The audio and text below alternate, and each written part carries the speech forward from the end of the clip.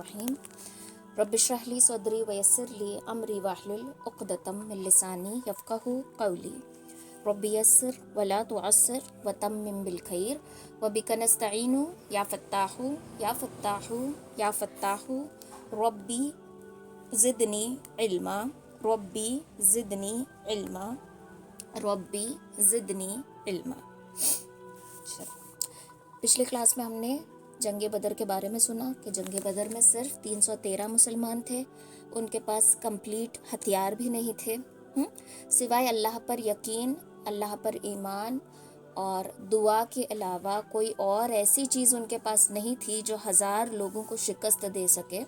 वो भी ऐसे लोग जो बहुत ताकतवर थे, जिनके पास पूरे हथियार, बहुत सारे जानवर, साज और सामान सब कुछ था। तो ये अल्लाह की तरफ से मदद थी। नबी अलैहिस्सलातु वस्सलाम की दुआ का असर था कि फ़रिश्ते भी उस जंग में शामिल हो गए और 313 ने 70 बहादुरों को, जो बहुत ताकतवर थे, बड़े बड़े सरदार थे, उनको कत्ल कर दिया। और मुसलमान जो है सिर्फ थोड़े से शहीद हुए, तकरीबन 14 कुछ जो है वो शहीद हो गए। बाकी जितने भी कैदी हाथ आए थे, जो माल देकर, अपना फ़िदिया देकर जा सकते थे, उनको माल के ज़रिए आज़ाद कर दिया। जो गरीब थे लेकिन पढ़े लिखे थे, उनको एक रिस्पॉन्सिबिलिटी दे दी कि एक इंसान 10 लोगों को पढ़ना लिखना सिखाएगा, यानी 10 मुसलमानों को, और जो ये भी नहीं कर सकता उसको अल्लाह की राह में आज़ाद कर दिया। इस जंग के थ्रू हमें मुसलमान का एक आला अखलाक पता चला कि जब कोई कैद हो जाए तो उसके साथ बहुत अच्छा सलूक करो। तो सहाबाए कराम खुद खजूर खाकर गुजारा कर लेते थे, लेकिन कैदियों को जो है खाना खिलाते थे, खुद कपड़ा पहनते थे, उनको भी पहनाते थे। ऐसा नहीं है जैसा जेल में या कैदियों को टॉर्चर किया जाता है, उस तरीके से इस्लाम हमें तालीम नहीं देता कि किसी कैदी को इस तरीके से टॉर्चर किया जाए। तो इस्लाम की तालीम है। और इसके पीछे अल्लाह की हिकमत क्या है? इसके पीछे अल्लाह की हिकमत ये है कि जब इंसान किसी के साथ अच्छा सलूक करता है, उसके बुरे सलूक के बावजूद, उसकी दुश्मनी के बावजूद, तो सामने वाला, जिसके दिल में जितनी भी दुश्मनी वो नेचुरली ना पिघलने लगती है और वो इस बात से मुतासिर होने लगता है कि मैंने इसके साथ इतना बुरा किया, हम लोगों ने इनको इतनी तकलीफ़ दी, फिर भी आज हम इनके इख्तियार में हैं, कैदी हैं, लेकिन फिर भी ये लोग हमारे साथ अच्छा सलूक कर रहे हैं, तो इनका दीन बड़ा खूबसूरत है। इसीलिए कहा जाता है कि मुसलमान अपने अखलाक से पहचाना जाता है। आज जो मुसलमानों के नाम पे गद्दारी करते हैं, बेईमानी करते हैं, धोखा देते हैं, जुल्म करते हैं, ज़्यादतियाँ करते हैं, कि मुसलमानों की दलील है ही नहीं। वो इंसान उस वक्त तक अच्छा मुसलमान नहीं बन सकता जब तक कि वो अच्छा इंसान ना हो। तो एक अच्छा मुसलमान बनने के लिए अच्छा इंसान होना बहुत ज़्यादा ज़रूरी है। तो जब तक हमारे अंदर अच्छाई नहीं आएगी, तब तक हम अच्छे अखलाक वाले मुसलमान कभी नहीं बन सकते। तो ये जो बारीक बारीक बातें हैं, जिनको आज हम मामूली समझते हैं, किसी को चीट कर देना, किसी के साथ बेईमानी कर देना, हदीस पाक में, हर एक हदीस में बारीकी से ज़िंदगी गुजारने के तरीके नबी अलैहिस्सलातु वस्सलाम ने हमें सिखा दिए हैं, लेकिन हम इस पर ध्यान नहीं देते। तो ये हुस्न सलूक करना, भलाई का मामला करना, ये सारी चीज़ें मुसलमानों की एक ख़ास निशानी है। ठीक है। अब ये सारी चीज़ें होने के बाद आप सल्लल्लाहु अलैहि वसल्लम ने थोड़ी सी राहत पाई और आपने सोचा कि अब बेटी का निकाह किया जाए। हज़रत फ़ातिमा रज़ियल्लाहु ताला अन्हा, जैसे कि हम जानते हैं कि आप सल्लल्लाहु अलैहि वसल्लम की सिर्फ लड़कियां औलाद थी, बेटियां थी, बेटे नहीं थे। सारे बेटे बचपन में ही फौत हो चुके थे, बचपन में ही गुजर चुके थे। अब्दुल्ला है, कासिम है, इब्राहिम है, इनके इंतकाल हो चुके थे और बाकी रही बेटियां। तो इस वजह से भी काफिर आपको ताना दिया करते थे। क्या ताना दिया करते थे? अबतर का ताना। अबतर का मतलब होता है, अरबी वर्ड है ये, जिसकी जड़ें कटी हुई हो। एक ऐसा दरख्त जिसकी जड़ें कटी हुई हो, और एक बड़े से दरख्त की जब जड़ें कट जाती हैं तो वो एक बड़े से दरख्त की जब जड़ें कट जाती है तो वो दरख्त धीरे धीरे सूखने लगता है, फिर मुरझा जाता है और ख़त्म ही हो जाता है। तो इसलिए आपको अबतर कहते थे। अबतर का मतलब ये था कि जिसका कोई नाम लेने वाला बाकी ना रहे। आगे चलकर आइंदा जिसका कोई नाम लेने वाला बाकी ना रहे, उसको कहा जाता है अबतर। تو آپ صلی اللہ علیہ وسلم کے پہلے ہی دل پر بڑا غم تھا. اولاد کا فوت ہو جانا یہ کوئی معمولی بات نہیں ہے. اولاد کا فوت ہو جانا اور یہ باپ کے دل پہ، دیکھو عورت آنسو بہا کے اپنا من ہلکا کر لیتی ہے، مرد کے آنسو جلدی نہیں نکلتے، شاید اس لیے بھی کیونکہ اس کی فطرت ہی ایسی ہے. اور ابھی کا ماحول ایسا ہو گیا ہے کہ لڑکوں کو سکھایا جاتا ہے کہ مرد روتے نہیں ہیں، لڑکے روتے نہیں ہیں، تو بیچارے اسی سوچ میں نا اپنے فیلنگز جو ہیں دباتے چلے جاتے ہیں کہ نہیں لڑکے روتے نہیں، یہ شرم کی بات ہے. تو آپ صلی اللہ علیہ وسلم ظاہر نہیں کرتے تھے، لیکن ان کے آنکھوں سے، ان کے چہرے سے صاف جھلکتا تھا کہ آپ کا دل جو ہے بہت دکھ چکا ہے، بہت ہرٹ ہیں آپ.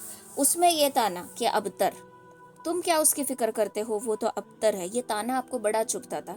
دیکھو کوئی ہمیں تانا دے کسی بات کا، نارمل بات کر رہے ہیں ہنستے، بات کرتے کرتے کوئی ٹونٹ مارے، کوئی تانا دے، ہماری ہنسی اڑ جاتی ہے. اور نارمل باتوں سے زیادہ بدترین چبھنا تانے کا چبھنا ہے.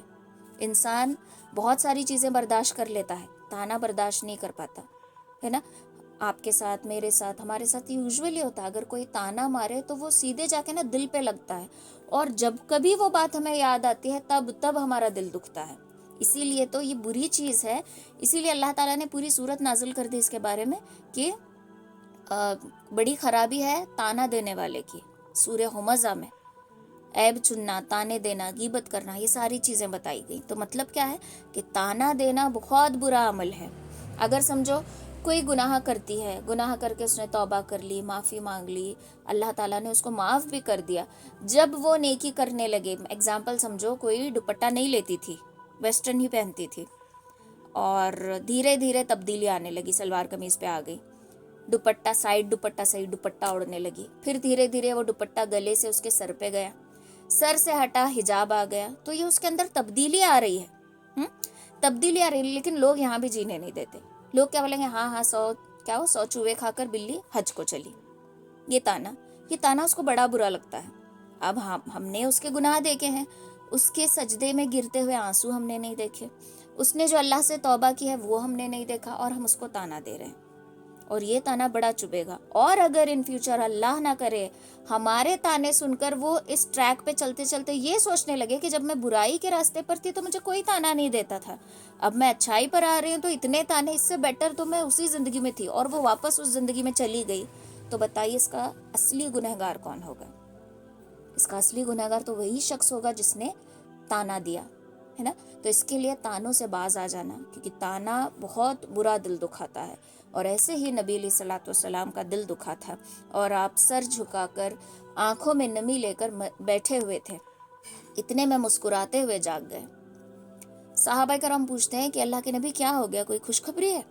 تو آپ صلی اللہ علیہ وسلم نے کہا کہ ہاں، اللہ نے مجھے کوثر عطا کی ہے. تو اس وقت سورۃ الکوثر نازل ہوئی تھی کہ بے شک ہم نے آپ کو کوثر عطا کی ہے. تو بس آپ تسبیح پڑھیے، نماز پڑھیے، قربانی کیجیے اپنے رب کے لیے، اور آپ کا دشمن ہی ابتر ہے. اور آج دیکھیے مسلمان، غیر مسلمان، ہر کوئی پوری دنیا میں سب لوگوں کو پتا ہے کہ محمد صلی اللہ علیہ وسلم کون ہے، لیکن آدھی سے زیادہ لوگوں کو یہ نہیں پتا کہ کعب ابن اشرف کون ہے. کعب ابن اشرف بہت نالائق قسم کا آدمی تھا، اور یہی تانے دیتا تھا آپ صلی اللہ علیہ وسلم کو.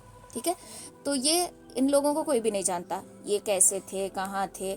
کوئی بھی ان کا نام لینے والا آج باقی نہیں ہے، لیکن نبی علیہ الصلوۃ والسلام کا نام لینے والا دنیا میں ہر کوئی باقی ہے. ٹھیک ہے، تو آپ کے بچوں کے انتقال کے بعد آپ کو ابتر کا تانا دیا گیا، کیونکہ بیٹی کا کوئی مقام نہیں تھا. اب آپ کی 4 بیٹیاں تھیں، ان میں سے سب سے لاڈلی اور سب سے چہیتی بیٹی تھی حضرت فاطمہ رضی اللہ تعالی عنہا. ٹھیک ہے، یہ ان کے تمام بچوں میں نا سب سے پیاری، سب سے چہیتی، سب سے لاڈلی، سب سے آپ صلی اللہ علیہ وسلم کو بہت زیادہ ہی پسند تھی. آپ ان سے بہت زیادہ محبت کرتے تھے، سمجھو جیسے جان فدا، اتنی محبت کرتے تھے. آپ کو ذرا سی بھی تکلیف پہنچتی تھی تو حضرت فاطمہ رضی اللہ تعالیٰ عنہ بے چین ہو جاتی تھی. جیسے کہ جب مکہ والے تکلیف دیتے تھے، آپ کے سر پہ اوجڑی ڈال دی، کچرا ڈال دیا، تو اپنے ہاتھوں سے ان کو پاک کیا کرتی تھی اور روئے جاتی تھی. تو آپ صلی اللہ علیہ وسلم بتایا، نصیحت کیا کرتے تھے کہ میری بیٹی صبر کرنا. ٹھیک ہے، نیکی اور پاکیزگی میں ان کے جیسی مثال کسی کی نہیں ہے. اتنی نیک، اتنی پاک کہ ان کی مثال کوئی بھی نہیں ہے۔ اب وہ جوان ہو چکی تھی، 18 سال کی عمر تھی، شادی کے پیغام آنے لگے تھے، بہت سارے صحابہ کرام نے چاہا، ہر کوئی چاہے گا نا کہ وقت کے نبی کا میں داماد بنوں، بہت سارے صحابہ کرام، یہاں تک کہ آپ کے ساتھیوں میں سے ہی بہت سارے لوگوں نے آپ کو رشتے بھیجے، پرپوزل بھیجے، لیکن آپ کے دل میں تو کچھ اور ہی بات تھی۔ آپ کے دل میں جس کا خیال تھا وہ جوڑا کوئی اور تھا، اور آپ چاہتے تھے کہ وہی لڑکا آپ صلی اللہ علیہ وسلم کا داماد بنے، اور یہ کوئی اور نہیں بلکہ حضرت علی رضی اللہ تعالیٰ عنہ تھے، جو حضور صلی اللہ علیہ وسلم کے سائے میں ہی پلے بڑے تھے، کیونکہ ابو طالب جو ہیں آپ کے چچا، ابو طالب کے بیٹے حضرت علی، جب آپ صلی اللہ علیہ وسلم کے دادا کا انتقال ہو گیا تو انہوں نے آپ صلی اللہ علیہ وسلم کو اپنے چاچا ابو طالب کی کفالت میں دے دیا تھا، تو آپ اس وقت 8 سال کے تھے، تو آپ 8 سال کے تھے، حضرت علی تب تھے، تو چھوٹے بچے تھے حضرت علی، بچوں میں سب سے چھوٹے بچے حضرت علی جو سب سے پہلے ایمان لائے، تو حضرت علی جو ہیں آپ صلی اللہ علیہ وسلم کے ساتھ ہی پلے بڑے ہیں، تو ان کو حضرت علی پہ بڑا اعتماد تھا۔ تو حضرت علی نے جب درخواست پیش کی تو گویا پیش ہونے سے پہلے منظور ہو چکی تھی۔ اب حضرت علی کے دل میں آ رہا تھا کہ جا کر میں بھی رشتے کی بات کروں، لیکن ہمت نہیں ہو رہی تھی، ہچکچا رہے تھے، ڈر رہے تھے کہ کیسے بولوں، لیکن جب یوں تیوں کر کے انہوں نے اپنی درخواست پیش کی تو وہ پیش ہونے سے پہلے ہی قبول تھی، کیونکہ آپ صلی اللہ علیہ وسلم آلریڈی ان کو پسند کرتے تھے۔ پھر حضرت فاطمہ رضی اللہ تعالیٰ عنہ سے آپ صلی اللہ علیہ وسلم نے پوچھا کہ کیا تم اس رشتے کے لیے راضی ہو، تو آپ چپ رہیں، ٹھیک ہے، اور لڑکی کا خاموش رہنا، شرما جانا، یہ رضامندی کا اشارہ مانا جاتا ہے۔ تو حضرت علی سے پوچھا کہ تمہارے پاس مہر دینے کو کیا ہے، پہلا سوال کہ تمہارے پاس مہر کی قیمت ادا کرنے کے لیے کیا ہے، کہ بولے کچھ نہیں ہے۔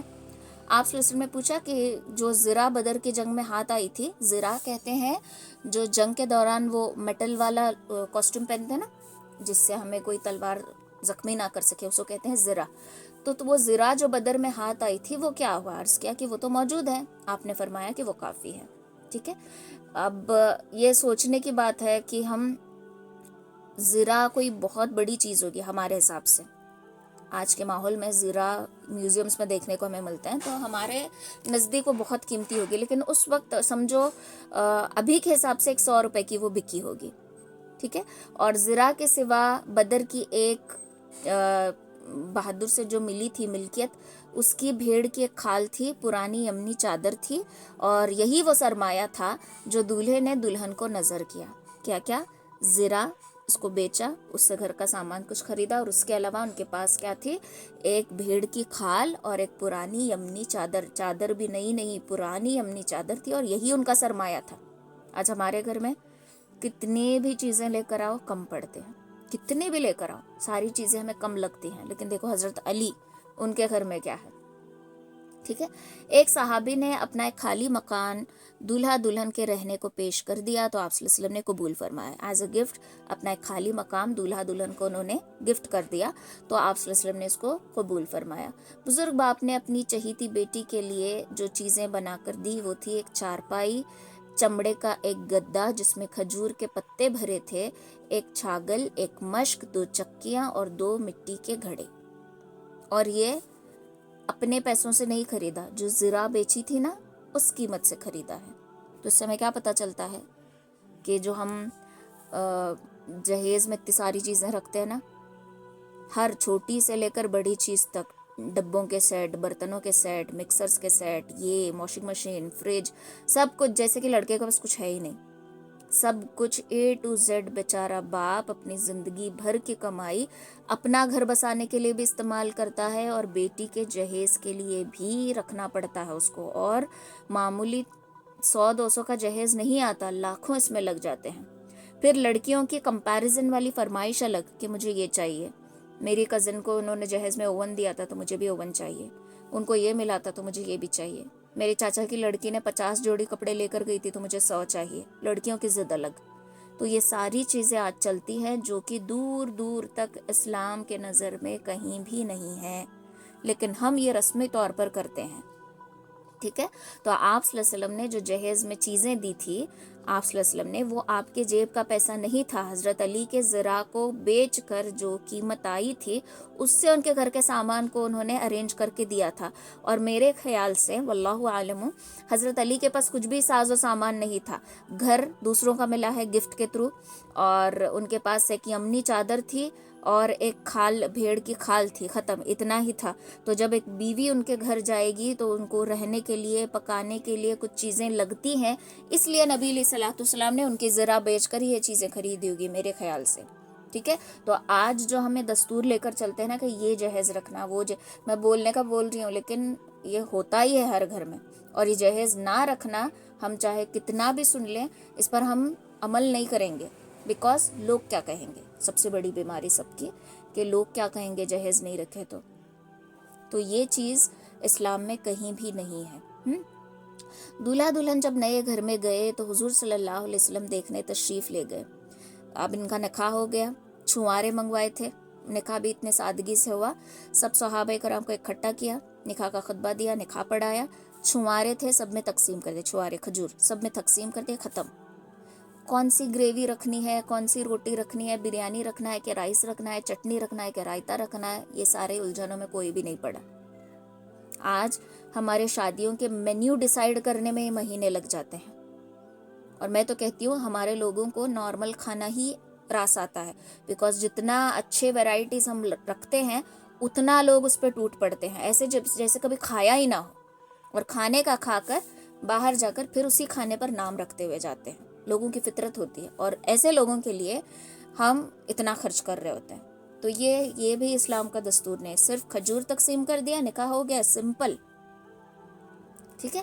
اس کے بعد نبی علیہ الصلوۃ والسلام دلہا دلہن کے گھر گئے، اور پہلے آپ ڈائریکٹلی انٹر نہیں ہوئے، آپ نے پہلے باہر کھڑے ہو کر دروازہ کھٹکھٹایا، اندر آنے کی اجازت مانگی. جب اندر تشریف لائے تو ایک برتن میں پانی منگوایا، دونوں ہاتھ اس میں ڈالے اور ہاتھ نکال کر دونوں پر وہ پانی چھڑکا، اور بیٹی سے فرمایا، بیٹی میں نے تمہارا نکاح ایک بہت ہی بہترین شخص سے کیا ہے.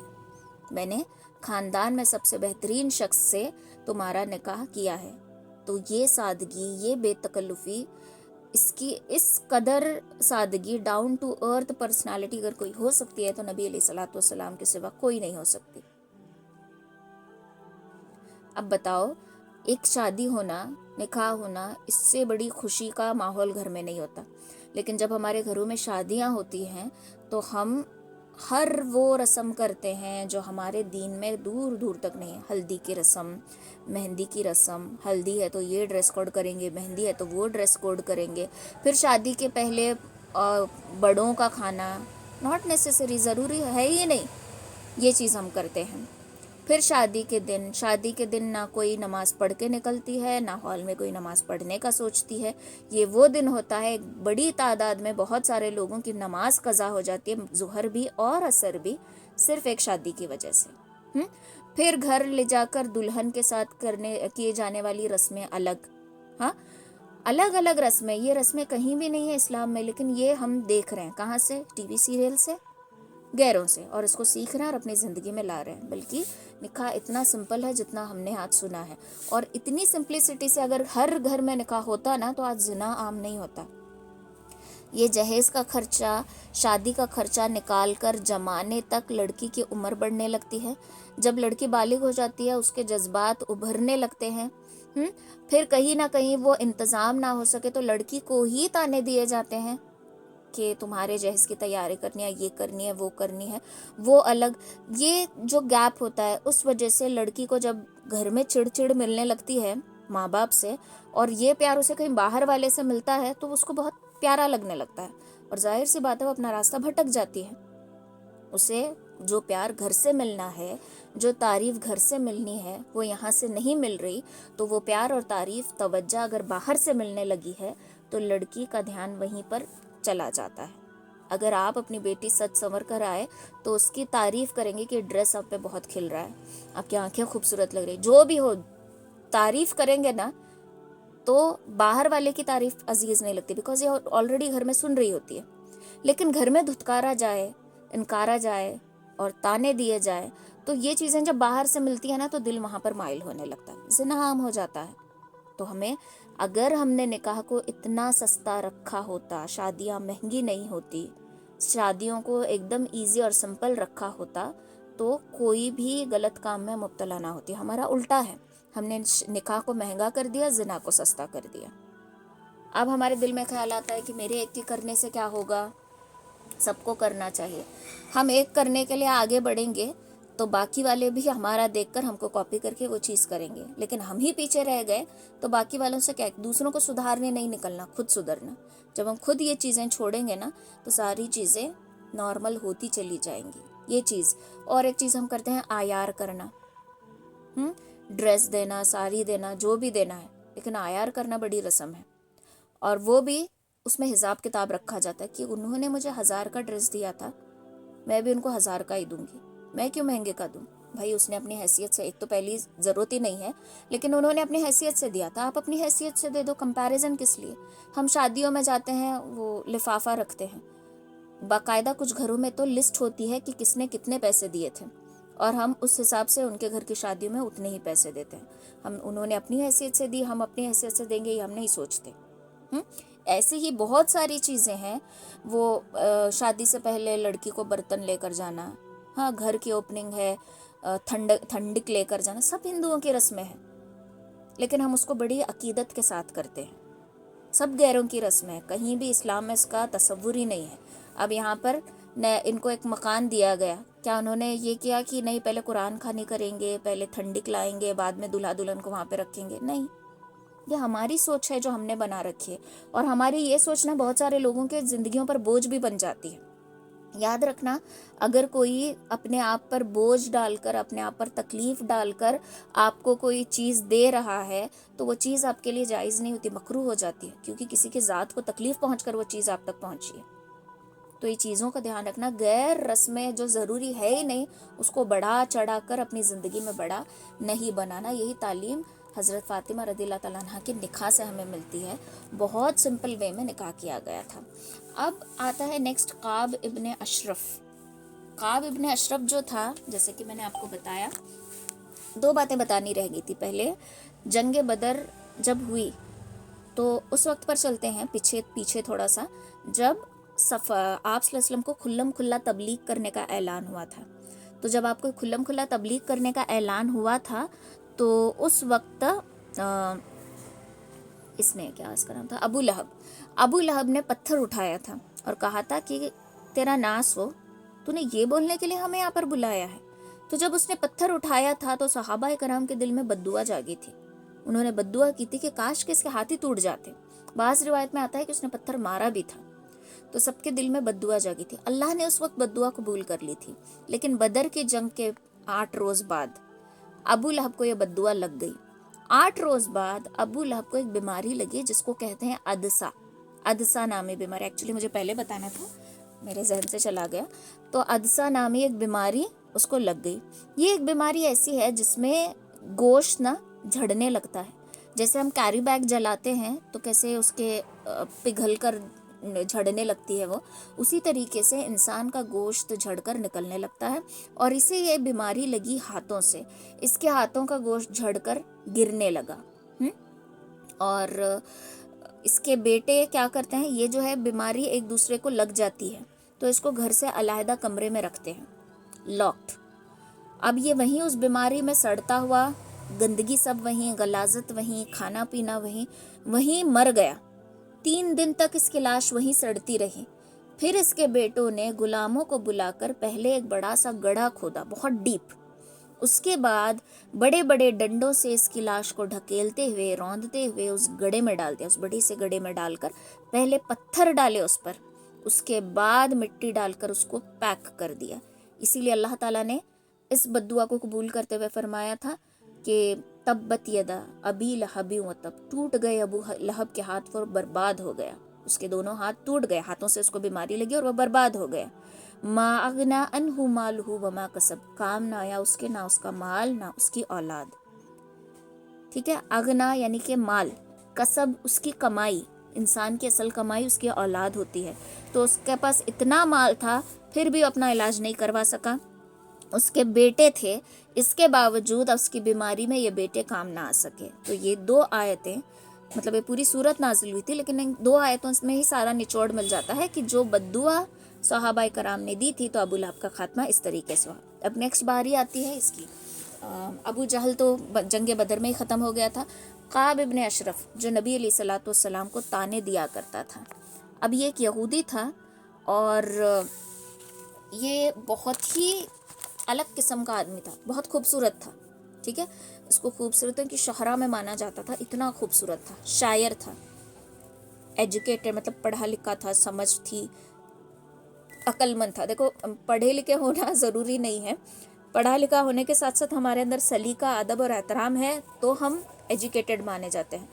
ہم اگر علم رکھتے ہیں لیکن ادب، احترام، تمیز، تہذیب کچھ بھی نہیں ہے تو ہمیں جاہل ہی مانا جائے گا. تو یہی حال جو ہے قعب ابن اشرف کا تھا.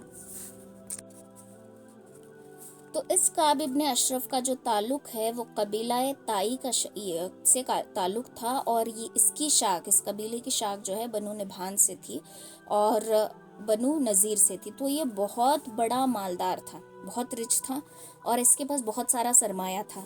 عرب میں اس کے حسن و جمال کا شہرا تھا، اس کا حسن، اس کا جمال ہر کسی کے زبان پر وہی ہوتا تھا، اور ایک معروف بہت ہی مشہور شاعر بھی تھا. ٹھیک ہے، اس کا جو قلعہ تھا وہ مدینے کے جنوب میں بنو نذیر کی آبادی کے پیچھے تھا. اس کا ایک قلعہ تھا جو مدینے کے پیچھے سائڈ تھا. تو اسے جنگ بدر میں مسلمانوں کی جو فتح ہوئی، مسلمان جو جیتے تھے، اس کا پتہ چلا تو یہ نبی علیہ الصلوۃ والسلام کو کوسنے لگا اور کہنے لگا کہ اس نے بڑے بڑے سرداروں کو مارا ہے. تو اس سے بہتر، نعوذ باللہ، نبی علیہ الصلوۃ والسلام سے بہتر تو وہ شخص ہے جو زمینوں کے نیچے دفن ہے، جو زمین کے پیٹ میں، یعنی جو مر چکے ہیں، وہ ان سے بہتر، وہ اس سے یعنی نبی علیہ الصلوۃ والسلام سے بہتر ہے. اور جب اس کو یقینی طور پر معلوم ہو گیا کہ واقعی محمد صلی اللہ علیہ وسلم نے اور مسلمانوں نے ان مکہ والوں کو بہت بری شکست دی ہے، اب اس کو موقع ملا اور یہ گیا مکہ اور وہاں کے لوگوں کو اکسانے لگا. منافق کی یہی کام ہوتی ہے کہ جائے باتوں سے اکسائے. منافق بہت پٹارا ہوتا ہے باتوں کا، سمجھ لو. کام کم کرے گا، باتیں زیادہ کرے گا. مثلا سمجھو وہ صرف چمچ ہلاتا رہے گا، آپ کی یہاں پر روٹی بنا کر بھی ہوگی، سبزی بھی ہوگی، وہ چمچ ہلاتے ہلاتے صرف باتیں کرتا رہے گا اور کریڈٹ آئے گا کہ ہم نے مل کر بنایا ہے. ایگزامپل دے رہی ہوں. تو اس کو کہتے ہیں، ایسی ہی عادت منافقوں کی ہوتی ہے. تو منافق کیا کرتا ہے؟ بہت زیادہ باتیں کرنا، سامنے والے کو اکسانا، سامنے والے کو ورگلانا، اس کو جوش دلانا، اس کو گرم کرنا، ایک دم اس کا بی پی ہائی کر دینا اپنی باتوں سے. یہ منافق کا کام ہوتا ہے. تو ایسے ہی یہ ماتم منانے لگا سرداروں کے پاس کہ تمہیں اتنی بری شکست ملی، یہ وہ ساری چیزیں وہ کرنے لگا. پھر اس کے بعد ابو سفیان جو ہے وہ اس سے پوچھتا ہے، ہمارا دین تمہارے نزدیک زیادہ پسندیدہ ہے یا محمد صلی اللہ علیہ وسلم کا اور اس کے ساتھیوں کا، اور دونوں میں سے کون سا فریق زیادہ ہدایت یافتہ ہے؟ قعب ابن اشرف نے کہا کہ تم لوگ ان سے زیادہ ہدایت یافتہ ہو اور افضل ہو. اس سلسلے میں اللہ تعالیٰ نے یہ آیت نازل فرمائی کہ تم نے انہیں نہیں دیکھا جنہیں کتاب کا ایک حصہ دیا گیا ہے کہ وہ جبت اور طاغوت پر ایمان رکھتے تھے، طاغوت شیطان پر ایمان رکھتے ہیں، اور کافروں کے متعلق کہتے ہیں کہ یہ لوگ مومنوں سے بڑھ کر ہدایت یافتہ ہیں. تو ان کو کتاب کا کچھ حصہ، بنی اسرائیل والے، پھر وہاں سے بات جاتی ہے کہ یہودی وہاں سے ہی نکلے نا، تو ان کو ایک تھوڑا سا حصہ دیا گیا تھا اور یہ اپنے آپ کو افضل سمجھنے لگے. ٹھیک ہے، تو قرآن میں کہیں ایک جگہ نا آپ صلی اللہ علیہ وسلم، اللہ تعالیٰ نے بنی اسرائیل کو اے میرے بچوں کر کے مخاطب ہوا. جیسے کہ اللہ تعالیٰ قرآن میں جگہ جگہ کہتا ہے نا کہ یا ایھا الذین آمنو، اے ایمان والو، اے مومنو، اے مسلمانو. ویسے ہی ایک جگہ ان کو اس طریقے سے مخاطب کیا گیا ہے تو وہ اس کو بڑا یہ سمجھتے تھے کہ اللہ تعالیٰ نے ہمارا نام لے کر ہمیں پکارا ہے. تو ذرا سوچو ہمیں کتنا یہ کرنا چاہیے، فخر کرنا چاہیے کہ اللہ تعالیٰ نے جگہ جگہ قرآن میں یہ چیز سے پکارا ہے. تو قعب ابن اشرف یہ سب کچھ کرنے کے لیے گیا تھا کہ کس طریقے سے ان کو بھڑکایا جائے، اکسایا جائے، اور یہ کر کے واپس آ گیا. یہاں آ کر یہ کیا کرتا ہے، صحابہ کرام رضی اللہ تعالیٰ عنہم کی عورتوں کے بارے میں واہیات اشعار کہنا شروع کرتا ہے، اور اپنی زبان درازی پر مطلب کوئی لمٹ ہی نہیں لگاتا، کوئی کنٹرول ہی نہیں لگاتا. اتنا زیادہ برا برا بولتا ہے عورتوں کے بارے میں کہ مطلب ان کے دلوں کو اذیت پہنچنے لگ جاتی ہے. ٹھیک ہے, یہیں پہ پاز کرتے ہیں. عورتوں کے بارے میں دیکھو, آج یہ یہودی ہے سب سے برا اور اسلام کا سب سے بڑا دشمن, اور اس نے کیا کیا, عورتوں کے بارے میں واہیات اشعار کہنا شروع کر دیا. اور آج کیا ہوتا ہے, جوکس بنتے ہیں عورتوں کے بارے میں, ہاں, مذاق فنی ویڈیوز بنتے ہیں بیوی کے بارے میں. تو ہم کیا کر رہے ہیں, اپنی عورت کا, اپنی بیوی کا مذاق ہم خود اڑا رہے ہیں. یہ کوئی عزت کی بات نہیں ہے, یہ بری چیز ہے جس سے صحابہ کرام کو غصہ آیا تھا. اللہ کے نبی صلی اللہ علیہ وسلم کو اور اللہ کو دونوں کو تکلیف پہنچی تھی اس کے اشعار کی وجہ سے. آج کیا ہوتا ہے, اگر ہم کوئی ریل یا کوئی شارٹ دیکھیں تو جو محبوبہ ہوتی ہے اس پر اشعار لکھے جاتے ہیں, جو بیوی ہوتی ہے اس کے پر جوکس لکھے جاتے ہیں. بلکہ بیوی جو ہے حلال ہے, محبوبہ کوئی حلال نہیں ہے. تو جو حلال ہے اس کا ہم مذاق اڑا رہے ہیں, اور جو حرام ہے اس پر محبت کے اشعار لکھے, شعر و شاعری لکھی جا رہی ہے. تو یہ کس کا طریقہ, پھر اگین یہودیوں کا طریقہ. دھیرے دھیرے دیکھو کہ کس طریقے سے یہی چیزیں ہمارے اندر آتے جا رہی ہیں. یہی حالت تھی کہ اس کی باتیں سن سن سن کر رسول اللہ صلی اللہ علیہ وسلم نے فرمایا, کون ہے جو کعب سے نپٹ سکے, کیونکہ اس نے اللہ اور اس کے رسول کو اذیت دی ہے. اس کے جواب میں محمد ابن مسلمہ, عباد ابن بشر, ابو نیلا, یہ کعب کا رضائی بھائی تھا, کعب ابن اشرف کا رضائی بھائی تھا, حارث ابن اوس, ابو ابز ابن جبر, ان سب نے آگے بڑھ کر کہا کہ ہم ہیں. اور اس مختصر سی جو یہ ان کی فوج تھی, اس کے جو کمانڈر تھے محمد ابن مسلمہ رضی اللہ تعالیٰ عنہ تھے. کعب ابن اشرف کے قتل کرنے کے بارے میں روایت یہ حاصل ہے کہ جب رسول اللہ صلی اللہ علیہ وسلم نے فرمایا کہ کعب ابن اشرف سے کون نمٹے گا کیونکہ اس نے اللہ اور اس کے رسول کو اذیت دی ہے, تو محمد ابن مسلمہ رضی اللہ تعالیٰ عنہ اٹھے اور عرض کیا, یا رسول اللہ میں حاضر ہوں, کیا آپ چاہتے ہیں کہ میں اسے قتل کر دوں؟ آپ نے فرمایا ہاں. تو انہوں نے عرض کیا, تو آپ مجھے کچھ کہنے کی اجازت فرمائیں. آپ نے کہا کہ کہہ سکتے ہو. ٹھیک ہے, اب یہ منافق ہے نا, تو اب مسلمان بھی چالاک ہو چکے تھے, ہوشیار ہو چکے تھے. اس منافق کو اسی کی منافقت سے مار ڈالا. کیسے؟ تو اس کے بعد یہ جاتے ہیں کعب ابن اشرف کے پاس اور بولتے ہیں کہ اس شخص نے, یعنی کہ نبی علیہ الصلوۃ والسلام کی طرف اشارہ کرتے ہیں, ہم سے صدقہ طلب کیا, اور حقیقت یہ ہے کہ اس نے ہمیں مشقت میں ڈال کے رکھا ہے. اب یہ جان بوجھ کر منافقت کر رہے ہیں.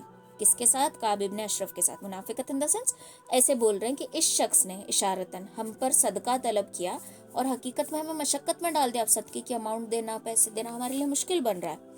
کعب نے کہا, واللہ ابھی تم لوگ اور بھی اکتا جاؤ گے, ابھی تو شروعات ہے, ابھی تم بیزارے گئے ہو, اور اکتا جاؤ گے, آگے آگے دیکھنا یہ شخص تم سے کیا کیا کرواتا ہے. محمد ابن مسلمہ نے کہا کہ اب جبکہ ہم ان کے پیروکار بن ہی چکے ہیں تو مناسب نہیں معلوم ہوتا کہ ساتھ چھوڑ دیں, جبکہ یہاں تک ہم پہنچ چکے ہیں ان کے ساتھ, تو اب ان کا ساتھ چھوڑنا ہمارے لیے تھوڑا سا مناسب نہیں ہے. اچھا, ہم چاہتے ہیں کہ آپ ہمیں 1 وسق یا 2 وسق غلہ دے دیں, ادھار مانگ رہے. ٹھیک ہے, کعب نے کہا میرے پاس کچھ ریحان رکھ دو. ریحان کوئی چیز رکھ کے ہم ادھار لیتے ہیں نا, سونا رکھ کے ادھار لینا, ہماری کوئی چیز گروی رکھنا جسے کہتے ہیں, اس کو کہا جاتا ہے ریحان. اسی لیے کہتے ہیں کہ ریحان نام رہی گول ہا کے ساتھ جو آتی ہے, ویسے ہی ارحان بڑی ہا کے ساتھ ریحان, ارحان کوئی مطلب ہی نہیں رکھتا.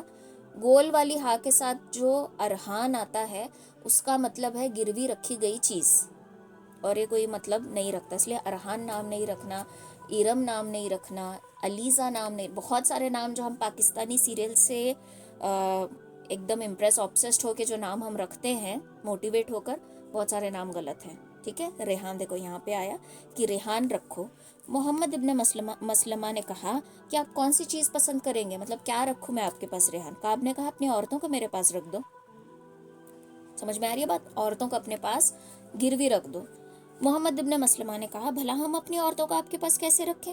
آپ تو عرب کے سب سے خوبصورت انسان ہیں, ہماری عورتیں ہمارے ہاتھ سے نکل گئی تو ہم اپنی عورتوں کو کیسے رکھیں؟ تو اس نے کہا ٹھیک ہے, تو پھر اپنے بیٹوں کو ریحان رکھ دو. محمد ابن مسلمہ کہتے ہیں کہ ہم اپنے بیٹوں کو کیسے رکھ دیں؟ اگر ایسا ہو گیا تو انہیں گالی دی جائے گی کہ دیکھو تمہاری کیا اہمیت ہے, تمہیں 1 وسق کے بدلے میرے پاس گروی رکھا گیا ہے.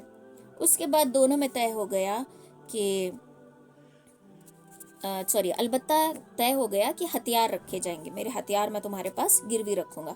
उसके बाद दोनों में तय हो गया कि मोहम्मद इब्न असलमा हथियार के बदले उसके पास से 1 या 2 बस चीज़ें लेकर जाएंगे, गेहूँ लेकर जाएंगे। उधर अबू नायला ने भी इसी तरह के इकदाम किया, यानी काब इब्न अशरफ के पास आए, कुछ देर इधर उधर के इशारतन बातें की और करते करते कहा, भाई इब्न अशरफ, ये इनके रज़ाई भाई हैं, ठीक है। तो भाई इब्न अशरफ, मैं एक ज़रूरत से आया हूँ, उसमें करना चाहता हूँ, लेकिन उसे आप ज़रा मतलब एकदम संगीन होकर सुनना मेरी बात को। काब ने कहा कि बताओ क्या बात है। अबू नायला ने कहा, भाई इस शख्स, यानी इशारा किया नबी अलैहिस्सलाम की तरफ, इस शख्स की आमद तो हमारे लिए आजमाइश बन गई है। सारा अरब हमारा दुश्मन हो गया है, सबने हमारे खिलाफ इत्तेहाद कर लिया, हमारी राहें बंद हो गई है, अहलो अयाल बर्बाद हो रहे हैं, जानों पर बना गई है, हम और हमारे बाल बच्चे मशक्क़तों से चूर चूर हो रहे हैं। उसके बाद उन्होंने भी कुछ इसी ढंग से गुफ्तगी की जैसे मोहम्मद इब्न मसलमा ने की थी।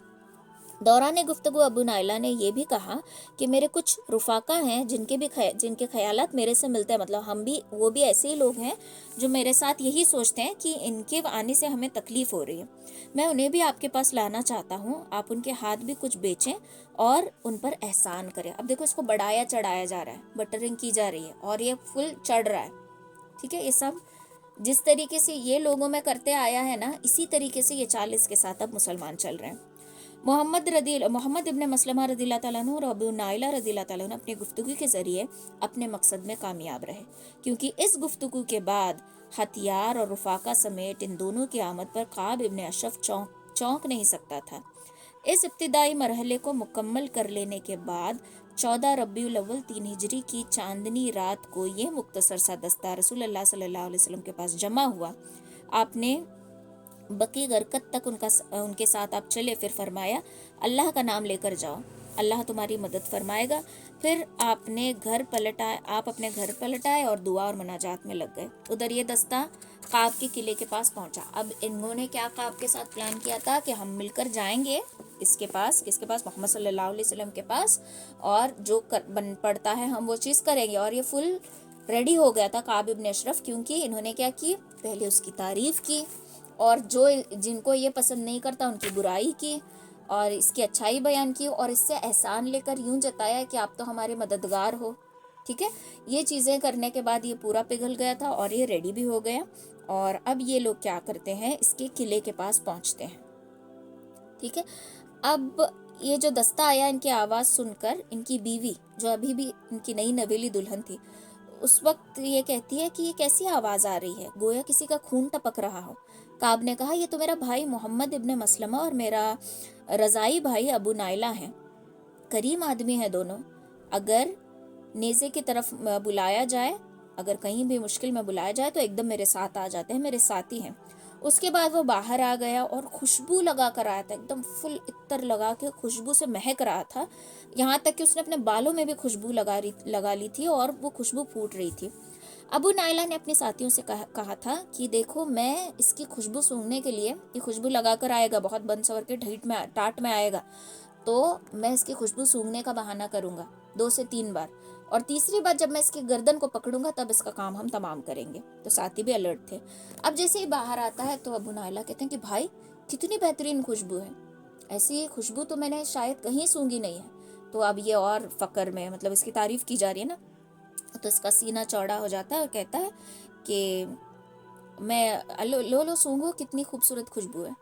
तो ये सूंघते हैं बाल के कुछ बाल पकड़ के, कहते हैं कि बहुत मज़ा आया, इतनी अच्छी खुशबू मैंने कहीं नहीं सूंघी। फिर रास्ते पर चलते रहते हैं, भाई एक और बार सूंघने दो।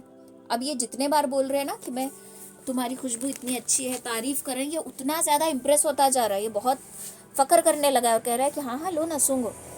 और इसके सर में हाथ डालते हैं, फिर खुद भी सूंघते हैं और साथियों को भी सूंघाते हैं। अब इस बार देखो देखो तुम भी सूंघो, कितनी अच्छी खुशबू है। अब सब लोग तारीफ करने लगते हैं कि कितनी बेहतरीन खुशबू है, ऐसी खुशबू तो हमने कहीं सूंघी ही नहीं। कुछ और आगे चले तो अबू नायला कहते हैं कि एक और बार सूंघने दो, और इस बार क्या करते हैं, पीछे के बाल पकड़ते पकड़ते पीछे से गर्दन पकड़ लेते हैं, पकड़ कर कहते हैं कि साथियों आओ, अपनी ख्वाहिश को पूरी कर दो, और इसको सवारी से गिरा देते हैं। तलवार की धनी लेते हैं, तेज़ धार तलवार लेते हैं और अभी कुछ ये गिरे ही थे नीचे, तो मोहम्मद इब्न मसलमा झट से कुल्हाड़ी लाकर इसके पेड़ों पर लगा देते हैं और चढ़ बैठते हैं और उसका काम जो है तमाम कर देते हैं। इसका किस्सा पूरा का पूरा खत्म होता है। तो इस तरीके से काब इब्न अशरफ का खात्मा हो गया। बताओ अब काब इब्न अशरफ को कौन आज जानता है? हम मुसलमानों को जो थोड़ी बहुत दीन की बातें जानते हैं उनको पता होगा कि काब इब्न अशरफ कौन है, लेकिन इसका खात्मा किस तरीके से हुआ था ये कोई भी जानने में भी दिलचस्पी नहीं रखता। किस लिए? क्योंकि ये हकीकतन अबतर है और यह अल्लाह का वादा है कि तुम्हारा दुश्मन ही अबतर है और इनका नाम लेने वाला आज कोई भी मौजूद नहीं है। कार्रवाई के दौरान ये जो सारी चीजें हो रही थी उसके दौरान हजरत हारिस इब्ने औस को बाज साथियों की तलवार की नोक लग गई थी, जिससे वो जख्मी हो गए थे। उनके जिस्म से खून बह रहा था। चुनांचे वापसी में जब ये दस्ता हर्राए अरीस पहुंचा तो देखा कि हारिस रज़ियल्लाहु ताला अन्हु साथ नहीं है, इसलिए सब लोग वहीं रुक गए। थोड़ी देर बाद हारिस भी उनके निशानाते कदम देखते हुए आ पहुंचे। मतलब ये बहुत ज़्यादा जख्मी हो गए थे, खून बह रहा था। वहाँ से लोगों ने उन्हें उठा लिया और बकी गरकत पहुंचकर इस जोर से नारा लगाया कि रसूलुल्लाह सल्लल्लाहु अलैहि वसल्लम को भी सुनाई पड़ा। आप समझ गए कि इन लोगों ने उसे मार लिया है। चुनांचे आप सल्लल्लाहु अलैहि वसल्लम ने भी अल्लाहु अकबर कहा। फिर जब ये लोग आपकी खिदमत में पहुंचे तो आपने फरमाया कि ये चेहरे कामयाब रहें। उन लोगों ने कहा कि आपका चेहरा भी ए अल्लाह के रसूल सल्लल्लाहु अलैहि वसल्लम कामयाब रहे। और इसके साथ ही तागूत का सर, यानी अशरफ का, तागूत ही उसको बुला रहे हैं, उसका सर जो काट कर लाए थे आपके सामने रख दिया। आपने उसके कत्ल पर अल्लाह की हम्द सना की और हारिस रज़ियल्लाहु ताला अन्हु के ज़ख्म पर अपना लुआब लगाया और थोड़ा सा मला, जिससे उनके ज़ख्म का खून जो है रुक गया और उनको शिफा मिल गई। ठीक है, तो इस तरीके से कितने अब दुश्मन मिट गए? अबू जहल गया, अबू लहब गया, काब इब्न अशरफ ख़त्म हो गया। तो यूँ एक एक करके सारे दुश्मन जो हैं वो ख़त्म होने लगे। अब यहाँ पर आता है रमज़ान का महीना। नमाज के बाद इसी साल रोज़े की दूसरी इबादत फ़र्ज़ हुई और इसके लिए रमज़ान का महीना ही चुना गया, क्योंकि वो सबसे पाक महीना था, जिसकी रात में खुदा का पैगाम इस खास बंदे मोहम्मद सल्लल्लाहु अलैहि वसल्लम पर गारे हिरा में उतरा था।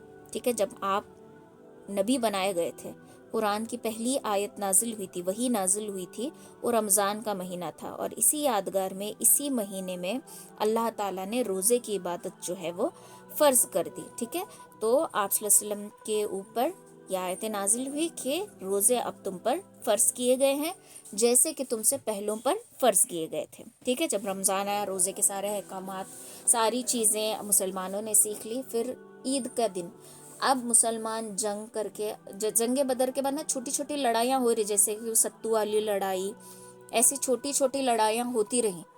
बड़ी जंग नहीं, छोटी छोटी है, इनको छेड़ रहे हैं, वो उनको छेड़ रहे हैं, हल्की फुल्की लड़ाइयाँ होती रही हैं। वो मैं सारे आपको डिस्कस नहीं किया मैंने, क्योंकि बहुत लंबा टाइम चला जाएगा उसमें। तो अब सब लोग थक चुके थे और सब चाहते थे कि हमारे पास भी कोई त्यौहार का दिन हो, कोई खुशी का दिन हो। तो अल्लाह ताला ने 2 दिन खुशी के दिन मुकर्रर कर दिए। कौन से? ईद उल फित्र और ईद उल ज़ुहा। ईद उल फित्र यानी कि फितरे की ईद, और इसके नाम में ही ये पता लगता है कि ये ईद फितरे की ईद है। फितरा हम किसको देते हैं? गरीबों को। तो इसका मकसद ये है कि इस दिन हर एक मुसलमान के घर में सेम तरीके से खुशी मनाई जाए, कोई भी कम ज़्यादा बड़ा छोटा ना हो, हर एक मुसलमान के घर में खुशी मनाया जाए, हर एक मुसलमान को वही खुशी मिले जो अमीर गरीब सबको एक जैसी हासिल हो। तो इसके लिए अल्लाह ताला ने ईद का दिन बताया, जो रमज़ान के रोज़ों के बाद ईद मनाई जाती थी। ज़कात और ईद उल फित्र रमज़ान के महीने में जो है वो फ़र्ज़ है ज़कात का देना, और ईद उल फित्र का हर रोज़ ईद की नमाज के बाद अब ईद उल फित्र की कीमत जो है वो नहीं दे सकते, फितरे की कीमत पहले देनी है। किस लिए? ताकि हर एक के घर में ईद जो है वो मनाई जाए। ठीक है, फिर ये 2 ईदें जो है मुसलमानों के लिए बताई गई। इसके अलावा कोई भी ईद नहीं है जो हम मनाते हैं, शाबान की ईद, रज्जब की ईद, मुहर्रम की ईद, ये नहीं है ईदें। ईद सिर्फ 2 दिन है, ईद उल फित्र और ईद उल ज़ुहा। ये सीरत से भी साबित है, हदीस से भी साबित है और सहाबा कराम की ज़िंदगी से भी साबित है कि ये 2 दिन ही जो हैं वो ईद के दिन हैं। ठीक है, अब ये सिलसिला यहाँ पे चलता है, थोड़ी तस्दीक हो जाती है, थोड़ा तसल्ली हो जाती है, सुकून से अब लोग रहने लगे हैं कि अब नेक्स्ट जंग आ जाती है 3री हिजरी में, उहद की लड़ाई। ٹھیک ہے. احد کی لڑائی ہم انشاءاللہ نیکسٹ کلاس میں دیکھیں گے. آج کے لیے اتنا کافی ہے. اچھا میں نے کوئز سینڈ نہیں کیا تھا کیونکہ تھوڑا ہی تھا، تو آج کا کل